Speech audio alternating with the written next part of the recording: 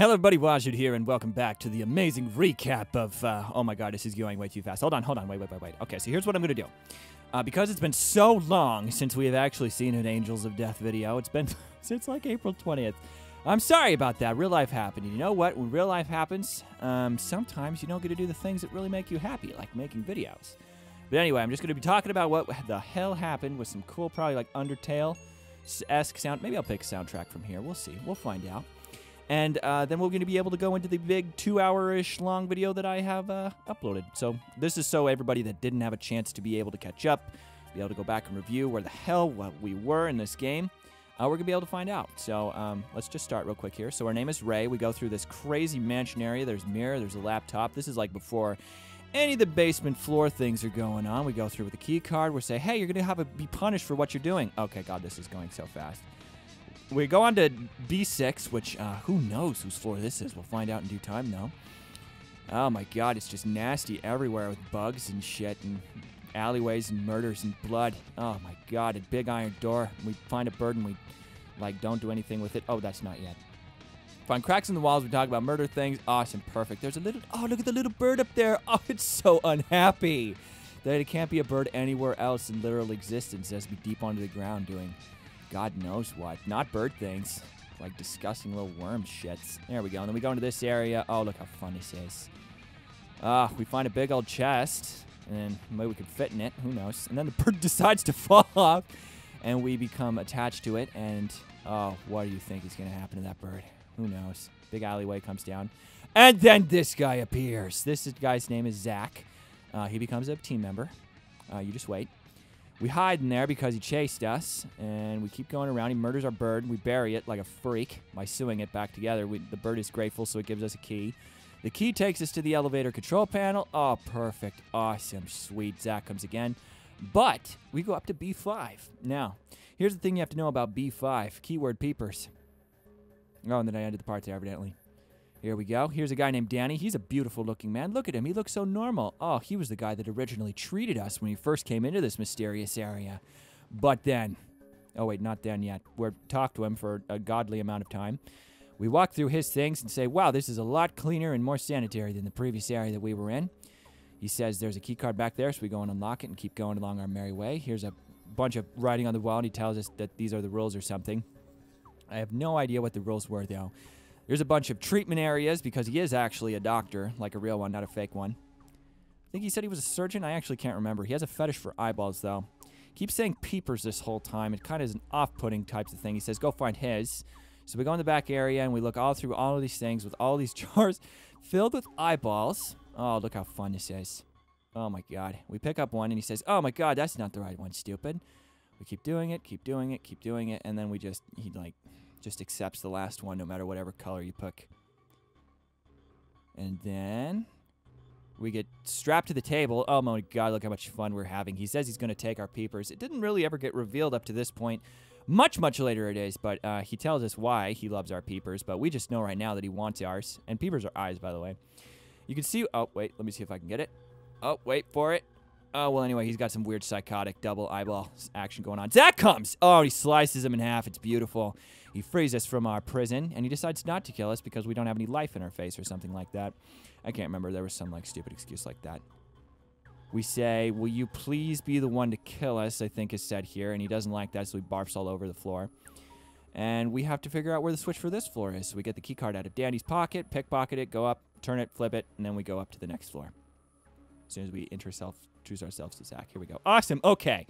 So what was the name of this floor? I think the guy here on B4 was Eddie, although we don't learn that for a little while. He has a bunch of graves. He's like the grave digger of this whole place.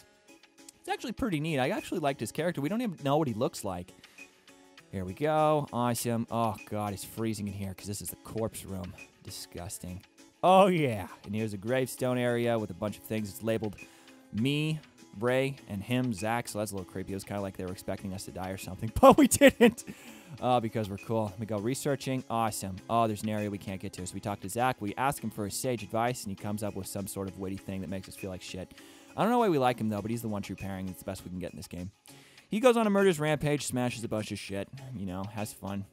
Look at that. Blood red rage happening. Destroys everything. Then we flip back to Ray. And Ray goes into the next thing. Oh, next part. Okay, Ray goes exploring in the dark area beyond. Oh, what could be here? Oh, it's a bunch of resumes, which I didn't understand what they meant by resumes because she clearly doesn't have any work history yet, but it's just a bunch of information of all the people that are here. We find stuff on Zach. Evidently, he was a tortured, burned little man who was in an orphanage.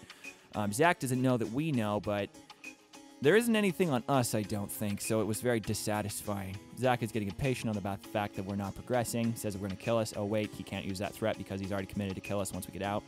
And he needs us to get out because he's too stupid or something. He can't read, by the way, which is... That's not really like a stupidity thing. It's just he never learned. I actually kind of feel bad for that because, you know, like, how do you organize your fucking thoughts? I don't even know what they're doing right now. They're in the water. He says smile for him or something. He stands on there, presses a switch, it opens the door. Perfect. Awesome. We hear giggles here. Freaked me the fuck out. Oh, when I heard that the first time. Please, no children giggling in games ever. Oh, there's Eddie. Okay, just introduced himself. He teases Zach a little bit because Eddie's witty.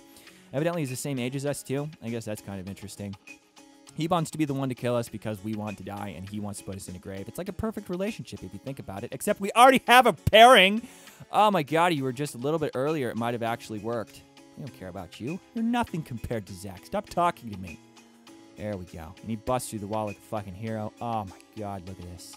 I don't know. He, like, disappeared there. I didn't really get that part. Eddie, like, just magically disappears into the aether. You know, it's his area. He can do what he wants. So here we're trying to progress again. We're back in the cooler area. I think the door opened or something. And then this little fuck decides to do the most annoying thing in the universe. Just wait for it. He shuts off the fucking lights. As if this game wasn't hard enough already. So now we have to look for the power. And I fuck up the first time. Because there's a bunch of different areas. Oh, this guy is like a rat out in the open. Wait for it. Oh, he gets slashed. No problemo for Zach at all.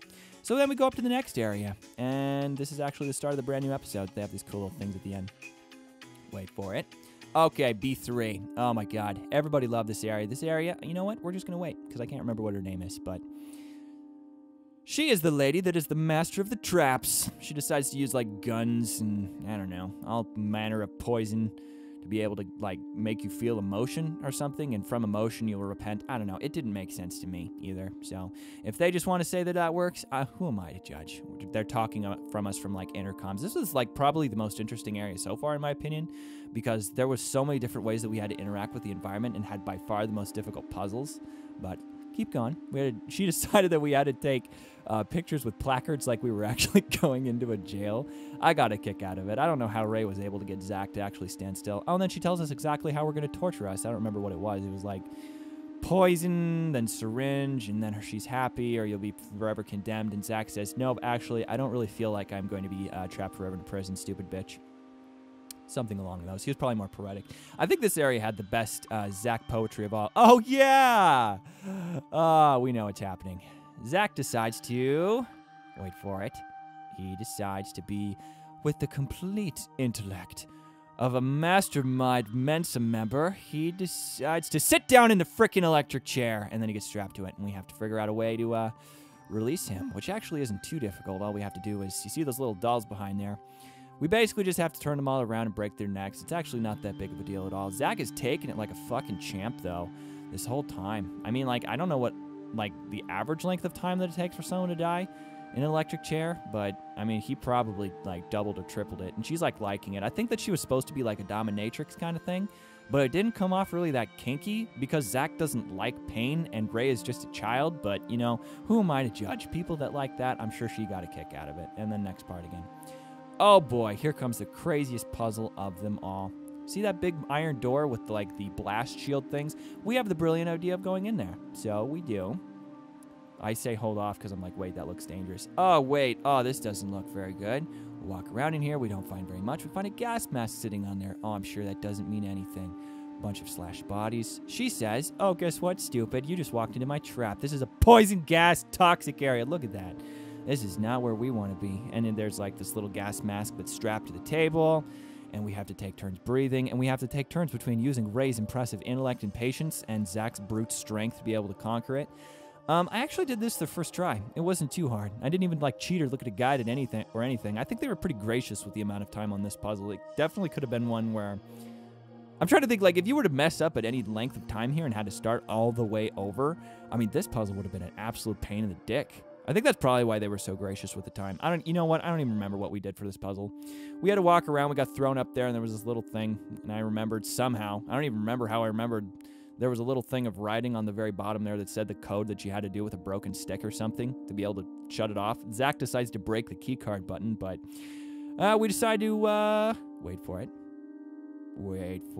it, make an improvised explosive device that blows up all the gas in the entire area, and it works, and we get out. We're so good at life. See, that's time number 6 billion that Zach would have died if it weren't for Ray. And Ray decides that she's tired, and Zach can just deal with it, so they take a rest. Zach takes a rest. We get a little bit more back history on Zach. Evidently, he has a fucked up guy, as if we didn't already understand that. I'm trying to remember exactly what was there. Evidently, he was in an orphanage, and he was responsible for burying the bodies, I think it was. So then we keep going. Onwards and forwards into a maze-looking area, except it's not a maze area. It's full of zombie hands. Poor little souls that decided to accept her incarceration instead of, the trials of trying to survive. And Zach's just like, one of the bitch's prison victims, huh? Because he's just like, who in the world would, choose to incarceration instead of fighting? And he stomps on the hand like a fucking asshole. And then she decides to split us up, and we get separated by our abilities. You see, Ray is very light and can run across ladders and sit, and, Zach can jump or something, so we both reach the other end by working together, kind of, but not really. She's, screaming from the other side of the room because she can see the solution for him. Okay, perfect. And then we get in here, and there's a magical drug, and only one of them has what she quoted as helpful vitamins and minerals, and the other one was a very lethal dose of something. Guess who gets it? Just guess. Oh, Kathy, that's right. Kathy, just hurry up already. There we go. And she says, oh, what a great idea. How about you just take both of them? I think that's how that went. I think Zach just said give them both to him because he was bigger or something and he could handle it. Because, if Ray were to have poison, she would probably die instantly. And, this guy's already been electrocuted and he's just totally fine. So I think that's how they concluded that he was going to take it. And then he takes it.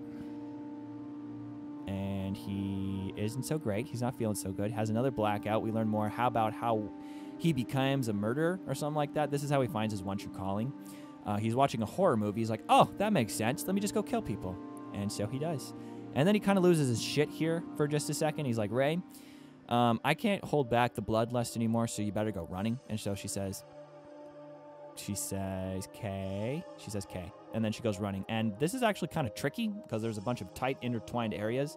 And we make it to this final room where she's just going to be watching from the control panel. Oh, she just loves this. He's kind of bleeding out, though, not doing so good. So she decides to give Ray a gun to be able to balance it out. But she refuses to shoot Zach. One true pairing, But, wait for it. They have some dramatic dialogue or something like that. He gets shot from an auto turret. Oh, my God. As if this wasn't enough. So she gets really mad at him and says, what? Why didn't you shoot him? So she's going to finish him off because she keeps picking on him. So Ray points the gun at her. Oh, but she gets the gun knocked out of her hands because it was a fake. There was never a bullet in there anyway. So Ray just decides to, pull out her own gun. And then she actually shoots a bitch. And then she gets stunned long enough for Zach to just go buck wild and chop off her fucking arm. Oh, that's rough. Oh, but guess what? That's not a good place for Zach to be. Because now that he has a giant gaping wound in his gut that he can't ignore. At some point in time. He passes out, and we have to find him medicine. Not a great place to be. So that is where we are. So this is all caught up all the way through all of the episodes, and the very next episode is going to take on from here. So I hope you enjoyed this little recap. It was, not that difficult to do. I'm trying to think about why I've never done it before. But, we just compressed, 4 hours or more of gameplay into just, 15 minutes. So if you want to catch up and be able to get the fine tunings, you of course can, but I will go ahead and link the next episode right here. So thanks so much for watching, and I hope to see you in that next part.